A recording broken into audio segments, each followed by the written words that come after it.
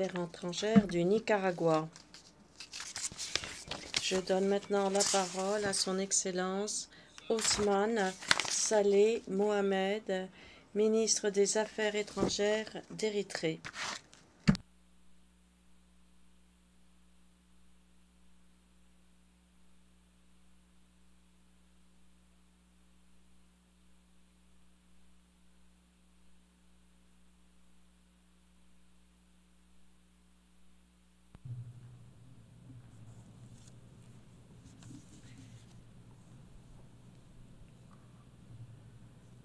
Your Excellency, Philemon Yang, Excellence,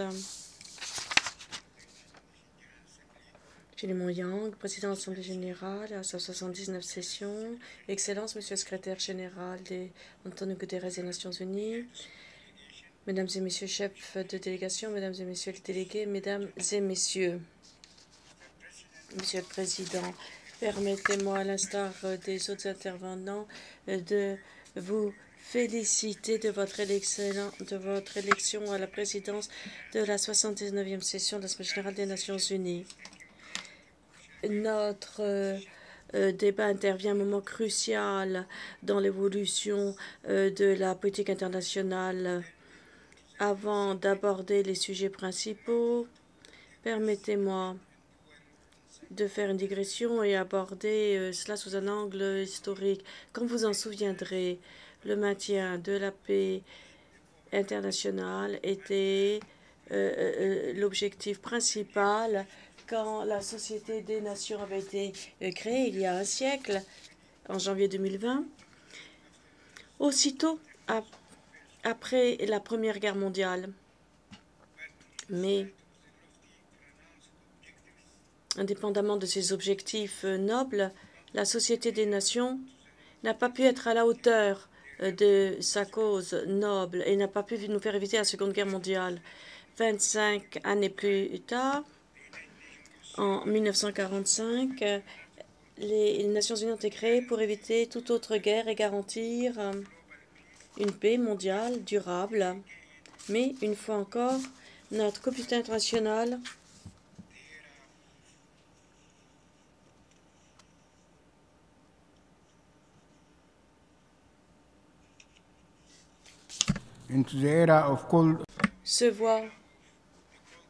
s'est vu plonger dans la période de la guerre froide, un monde bipolaire,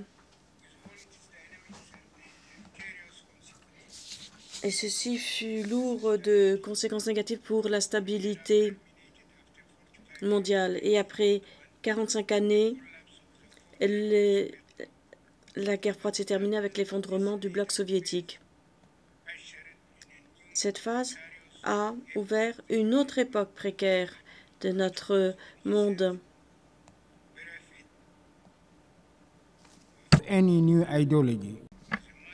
Et en vérité, il y avait des revers. Et suite avec pillage de ressources, comme lors du colonialisme.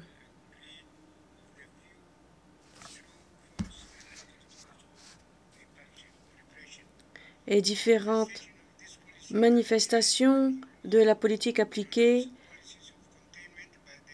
étaient des politiques d'endiguement prônées par ceux qui voulaient un monde unipolaire, notamment au sein du théâtre européen, ce qui a conduit à des mesures, des politiques de contrainte contre la Chine notamment. Ces politiques menacent la paix dans le monde. Et dans notre région du monde, cette politique conduit à des guerres notamment la guerre contre la Palestine, contre le peuple palestinien, qui risque de conduire à un embrasement régional. De multiples crises sont ainsi fomentées dans différentes régions d'Afrique sous différents prétextes pour préserver et maintenir le colonialisme. Il en va de même en Amérique latine pour la mise en place de différents régimes. Et différentes mesures sont prises pour endiguer les protestations face au morcellement et à la fragmentation générale. L'on voit ainsi le dysfonctionnement de ces politiques irresponsables de cet ordre mondial unipolaire. Mesdames et messieurs, les efforts menés lors de différentes époques pour mettre en place une structure institutionnelle pour une architecture mondiale n'étaient pas une fin en soi. En effet, comme on le voit,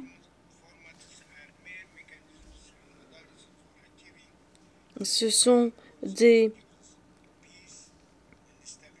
mécanismes, des moyens pour parvenir aux objectifs visés, à savoir la paix pour promouvoir la prospérité, la croissance, pour satisfaire les aspirations de l'être humain, à savoir la justice et la mise en place d'un ordre juste.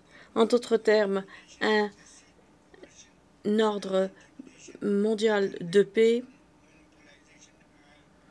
où les monopoles ne sont plus tolérés, où les contraintes ne sont plus tolérées, où l'on prend en compte seulement les aspirations des peuples du monde entier, comme on l'a essayé de le faire via la Société des Nations et ensuite avec la création de l'ONU. Question remains whether Des questions perdurent, à savoir, est-ce que les aspirations initiales ont été atteintes? Et la réponse est non. Ces aspirations n'ont pas été concrétisées. D'autre part, la corollaire logique de l'échec, c'est une plus grande résilience pour atteindre les objectifs communs. Mesdames et messieurs, permettez-moi maintenant d'en venir aux difficultés de mon peuple, le peuple érythréen,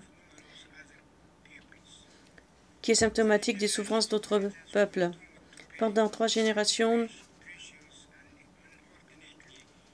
notre peuple a souffert et s'est sacrifié parce que l'on a déterminé que l'Érythrée ne sert pas les intérêts des États-Unis. Ce qui se passe, c'est que le peuple de l'Érythrée a dû attendre pendant 50 ans sa guerre de libération. Ce furent de longues années. Et même quand l'indépendance a été acquise durement en 1991, on a privé l'Érythrée de tout moyen. En effet, la même politique d'hégémonie a été menée à notre rencontre, d'où des crises, d'où l'instabilité, avec des conflits aux frontières. Les dommages économiques, les pertes économiques encourues ont été colossales, quelle que soit l'aune retenue.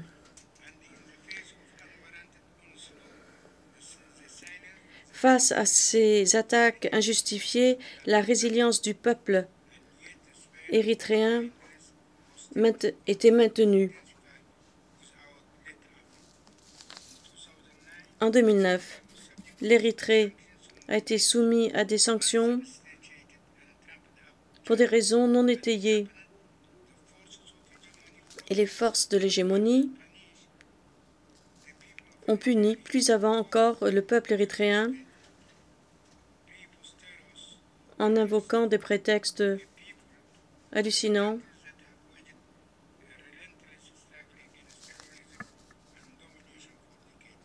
alors que nous sommes un peuple qui a lutté depuis des décennies pour sa liberté. Les sanctions ont été levées en 2018, mais la question perdure, pourquoi est-ce que ces sanctions avaient été imposées en 2009? En outre,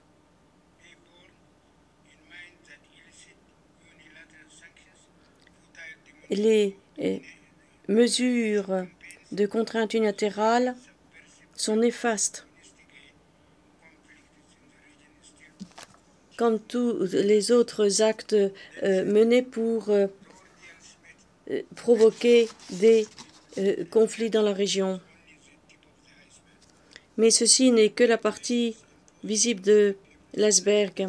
Et les difficultés et les souffrances imposées à d'autres peuples d'Afrique, d'Amérique latine, d'Asie et d'ailleurs sont graves. Nous sommes pour la levée de toutes les mesures coercitives unilatérales, contre la levée de toutes les sanctions imposées à des pays tels que le Zimbabwe, le Venezuela, Cuba et Érythrée,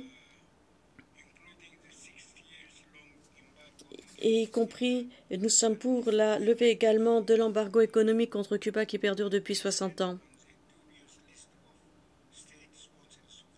Et nous demandons à ne plus être sur la liste, à ce que l'on corrige la liste des pays parrainant le terrorisme.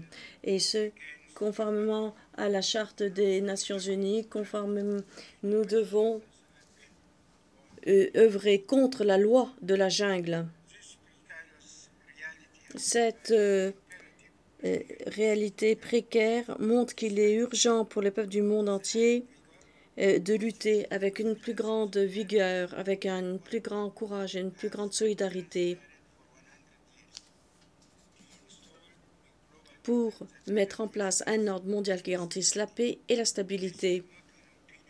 Ceci n'est pas une opinion qui peut être liée à des circonstances, non. Et les forces de l'hégémonie doivent être tenues responsables, doivent être traduites en justice.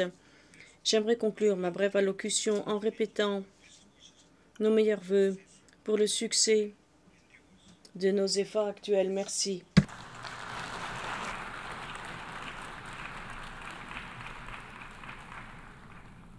I thank the Je remercie le ministre des Affaires étrangères de l'Érythrée.